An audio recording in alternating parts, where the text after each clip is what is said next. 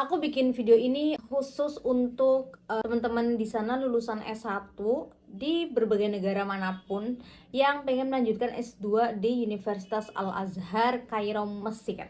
Aku bakal cerita apa aja yang harus kamu persiapin dan kamu itu kira-kira layak nggak ya buat kuliah S2 di sini. Oke, langsung aja. Jadi setelah aku menjalani tamhidi 1 tahun, nggak ada 1 tahun sih, 1 tahun itu kepotong libur-liburnya. Intinya kayak ada sekitar 8 bulan 9 bulan kuliah dan kemudian ujian, kemudian aku ada di titik ini.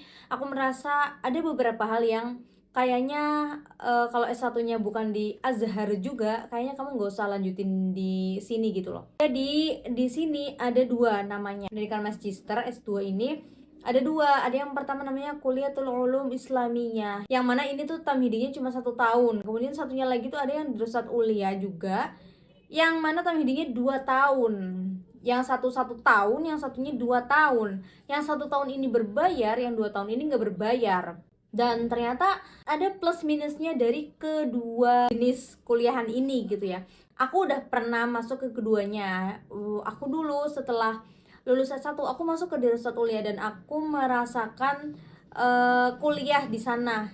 Ya udah, ujian juga aku ikut tapi aku nggak lanjut. Akhirnya aku pindah ke kuliah ulum yang 1 tahun ini yang berbayar, dan aku sampai selesai dan sekarang aku lagi di tahap penulisan judul. Kemudian apa kekurangannya dan kelebihannya? Ini kayaknya aku bakal bahas di video yang lain, cuman aku bakal bilang kalau misalnya kamu datang ke sini dan sekarang emang banyak banget yang lulusan S1 di luar Al-Azhar mau melanjutkan S2 di sini, masuk ke kuliah ulum yang bayar, yang mana tamhidinya cuma 1 tahun. Ya pasti diterima, nggak mungkin enggak. Apalagi kalau misalnya yang namanya kan jadinya muadalah, karena S1-nya di luar terus kemudian daftar ke sini S2, itu namanya muadalah. Yang muadalah ini nggak ada tes masuk seperti yang S1-nya di Al-Azhar gitu loh. Jadi tinggal masuk-masuk aja. Mereka punya tes, punya ujian masuk, tapi kayak bukan ujian masuk, nanti di tengah-tengah ketika udah mulai pelajarannya, KBM-nya udah mulai gitu. Jadi banyak banget yang DM aku lewat IG gimana caranya daftar S2 di Mesir sini. Ya pastinya S2 ya, kuliah ulum ya. Karena kalau yang di Dirasat Ulia yang termini 2 tahun lebih susah gitu, lebih challenging untuk tes masuknya juga. Soal-soalnya lumayan sulit karena sekolah Dirasat Ulia ini gratis, nggak berbayar. Jadi kan otomatis banyak seleksinya juga untuk bisa masuk gitu. Jadi orang-orang yang nanya aku tuh mereka yang S1-nya di Indo gitu. Mereka mungkin sama-sama belajar tentang misalnya ahwal syahsiyah tapi dengan bahasa Indonesia. Jadi mereka belum terlalu familiar dengan bahasa Arab gitu. Nah, kalau kalian tipe-tipe yang seperti ini belum familiar dengan bahasa Arab, apa itu nahwu sorof, mantik dan lain-lain, ilmu wad segala macam belum tahu, kayak kalian belum nggak layak buat kuliah di sini. Nanti bakal susah banget, apalagi misalnya dari S1 di Indo terus kemudian datang ke sini S2-nya yang kuliah ulum yang tamedinya cuma 1 tahun doang. Bakal kewalahan ke depannya kayak gimana, karena dunia kepenulisan itu tidak semudah yang ketika S2 di Indonesia, tidak semudah itu. Al-Azhar itu punya standar sendiri. Al-Azhar itu apa-apa tidak bisa berbentuk dengan video. Al-Azhar itu nggak bisa asal comot-comot, tidak bisa. Al-Azhar itu bener-bener dalam masalah kepenulisan ilmiah itu harus bener-bener dari sumber yang tertulis, dari ulama yang jelas, wafatnya tahun berapa segala macam itu tuh sangat jelas. Apalagi untuk kita, kamu menjadikan satu kitab ini sebagai rujukan, itu harus si mu'alifnya, penulisnya harus sudah wafat 200 tahun yang lalu dari 2025 ini. Dan membaca buku-buku para ulama 200 tahun yang lalu itu tidak semudah membaca buku-buku bahasa Arab zaman sekarang, tidak semudah itu. Kita butuh yang namanya alat untuk bisa memahami kita para ulama yang hidup 200 tahun ke atas sana. Kita harus menguasai nahwu, sorof, mantik, balaghah. Kita harus menguasai itu semua, fal ilmu tersebut gitu. Kita nggak bisa asal aja tiba-tiba selesai tamhidi terus kemudian nulis, dan nulis itu kita asal comot cuma kayak gitu doang, nggak bisa.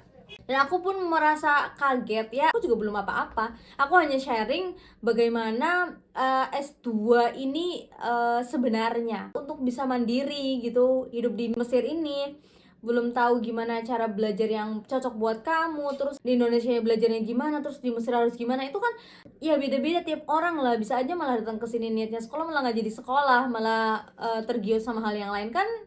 Nauzubillah. Menurut aku kalau misalnya mau S2 di Mesir, di Al-Azhar khususnya, dan S1-nya di Indonesia, sangat nggak menyarankan. Tapi kalau misalnya kamu S1-nya misalnya di Yaman, di Mekah, di Madinah, di negara-negara Arab yang emang S1 full di sana, silahkan datang. Kemungkinan besar tidak jauh beda ya, karena sama-sama menggunakan bahasa Arab, cuman mungkin hanya berbeda manhajnya aja. Karena Al-Azhar punya standar sendiri. Al-Azhar tuh benar-benar punya tangganya sendiri, gimana cara orang ini nih bisa lulus S2 dan ya sesuai standar Al-Azhar gitu. Ternyata untuk bikin kayak hutoh aja, hutoh yang bagus itu ternyata nggak mudah. Kita harus banyak baca, kita harus banyak ini, dan inilah banyak baca ini yang sangat kurang di kuliah ulum. Ketika misal kita masuk di Dirasat Ulia, itu kemungkinan besar kita udah